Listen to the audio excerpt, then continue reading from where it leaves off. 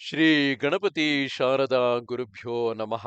ಯತ್ರ ಯೋಗೇಶ್ವರ ಕೃಷ್ಣೋ ಯತ್ರ ಪಾರ್ಥೋ ಧನುರ್ಧರಃ ತತ್ರ ಶ್ರೀ ವಿಜಯ ಭೂತಿರ್ಧ್ರುವ ನೀತಿರ್ಮತಿರ್ಮಮ.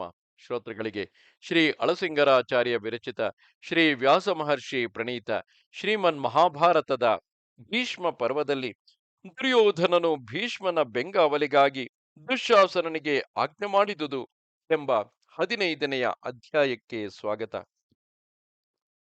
ಆಮೇಲೆ ಸಂಜಯನು, ರಾಜ, ಈ ಕಠಿಣ ಪ್ರಶ್ನೆಯನ್ನು ನೀನು ಕೇಳಿದುದು ನ್ಯಾಯವೇ? ಈ ದೋಷವನ್ನು ದುರ್ಯೋಧನನಲ್ಲಿ ಮಾತ್ರ ಆರೋಪಿಸುವುದು ಸರಿಯಲ್ಲ. ಮನುಷ್ಯನು ತನ್ನ ದುಷ್ಕೃತ್ಯಗಳಿಂದಲೇ ದುಷ್ಫಲಗಳನ್ನು ಅನುಭವಿಸುವನು. ಆ ಪಾಪಕ್ಕಾಗಿ ಮತ್ತೊಬ್ಬನಲ್ಲಿ ದೋಷವನ್ನೆಣಿಸುವುದು ತರವಲ್ಲ. ಓ ಮಹಾರಾಜನೇ, ಸಂಜಯನು ಧೃತರಾಷ್ಟ್ರನನ್ನು ಕುರಿತು ಹೇಳುತ್ತಿರುವನು. ನಿಂದಾರ್ಹವೂ ಹೇಯವೂ ಆದ ಕಾರ್ಯಗಳನ್ನು ಯಾವ ಮನುಷ್ಯನು ಮಾಡುವನೋ ಅವನು ಪ್ರಪಂಚಕ್ಕೆಲ್ಲ ಬದ್ಧನೇ. ಪಾಂಡವರು ಪ್ರತಿಕ್ರಿಯೆಯನ್ನು ಮಾಡುವುದರಲ್ಲಿ ನಿಪುಣರಾಗಿದ್ದರು. ನಿನ್ನನ್ನು ನೋಡಿ ಕಾಡಿನಲ್ಲಿ ದುಃಖವನ್ನು ಅನುಭವಿಸುತ್ತಾ ಬಹುಕಾಲದವರೆಗೆ ಆ ಕಷ್ಟಗಳನ್ನು ಸಹಿಸಿಕೊಂಡಿದ್ದರು.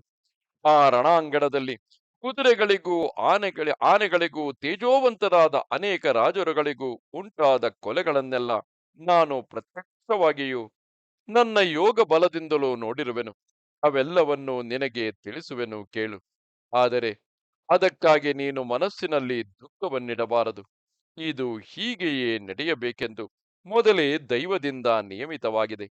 ಯಾವ ಮಹಾತ್ಮನ ಅನುಗ್ರಹದಿಂದ ನಾನು ಸರ್ವೋತ್ತಮವಾದ ಇಂತಹ ಜ್ಞಾನವನ್ನು ಪಡೆದೆನೋ ಆ ವ್ಯಾಸನನ್ನು ಮೊದಲು ವಂದಿಸಿ ಆಮೇಲೆ ತಿಳಿಸುವೆನು.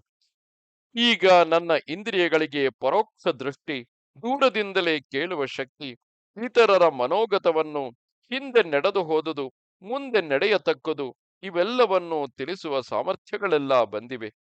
ಶಾಸ್ತ್ರ ಮರ್ಯಾದೆಗಳನ್ನು ಮೀರಿ ನಡೆಯುವ ದುಷ್ಟರ ಉತ್ಪತ್ತಿ ಕ್ರಮಗಳು, ಆಕಾಶ ಗಮನ ಶಕ್ತಿ, ಯುದ್ಧದಲ್ಲಿ ಬಾಣಗಳಿಂದ ಬಾಧಿತನಾಗದಿರುವುದು, ಈ ವರಗಳೆಲ್ಲ ನನಗೆ ಆ ವ್ಯಾಸ ಮಹರ್ಷಿಯ ಪ್ರಭಾವದಿಂದ ಬಂದಿವೆ. ಇದರಿಂದ ವಿಚಿತ್ರವೂ ಆಶ್ಚರ್ಯಕರವೂ ಭಯಂಕರವೂ ಆದ ಆ ಭಾರತ ಯುದ್ಧವನ್ನೆಲ್ಲ ವಿವರಿಸುವೆನು, ಕೇಳು. ಆ ಸೈನ್ಯವು ಯುದ್ಧಕ್ಕೆ ಸಿದ್ಧವಾದೊಡನೆ ದುರ್ಯೋಧನನು ದುಶ್ಯಾಸನನನ್ನು ಕುರಿತು, ವತ್ಸ ದುಶ್ಯಾಸನ, ಭೀಷ್ಮನನ್ನು ರಕ್ಷಿಸುವುದಕ್ಕಾಗಿ ರಥಗಳನ್ನು ಸೈನ್ಯಗಳನ್ನು ಬೇಗನೆ ಸಿದ್ಧಗೊಳಿಸು. ಅನೇಕ ವರ್ಷಗಳ ಕಾಲದಿಂದ ನಿರೀಕ್ಷಿಸುತ್ತಿದ್ದ ಕೌರವ ಪಾಂಡವ ಯುದ್ಧವು ಈಗ ಸಂಧಿಸಿರುವುದು. ಈಗ ನಮಗೆ ಯುದ್ಧದಲ್ಲಿ ಭೀಷ್ಮನನ್ನು ಕಾಪಾಡುವುದಕ್ಕಿಂತಲೂ ಪ್ರಧಾನವಾದ ಕಾರ್ಯವು ಬೇರೊಂದಿಲ್ಲವೆಂದು ತೋರಿದೆ. ಆ ಭೀಷ್ಮನನ್ನು ನಾವು ನಿರಪಾಯವಾಗಿ ರಕ್ಷಿಸುತ್ತಿದ್ದರೆ ಅವನೇ ಸಂಜಯರನ್ನು, ಪಾಂಡವರನ್ನು, ಸೋಮಕರನ್ನು ಕೊಲ್ಲುವನು. ಆದರೆ ಶುದ್ಧಾತ್ಮನಾದ ಆ ಭೀಷ್ಮನು ತಾನು ಶಿಖಂಡಿಯನ್ನು ಕೊಲ್ಲುವುದಿಲ್ಲವೆಂದು, ಆ ಶಿಖಂಡಿಯು ಹಿಂದೆ ಸ್ತ್ರೀಯಾಗಿದ್ದವನೆಂದು, ಅವನು ತನ್ನ ಎದುರಿಗೆ ಯುದ್ಧದಲ್ಲಿ ಬರಬಾರದೆಂದು ಹೇಳಿರುವನು. ಆದುದರಿಂದ ಅದಕ್ಕೆ ಅವಕಾಶ ಕೊಡದೆ ಭೀಷ್ಮರನ್ನು ಚೆನ್ನಾಗಿ ಕಾಪಾಡಬೇಕೆಂಬುದು ನನ್ನ ಅಪೇಕ್ಷೆ.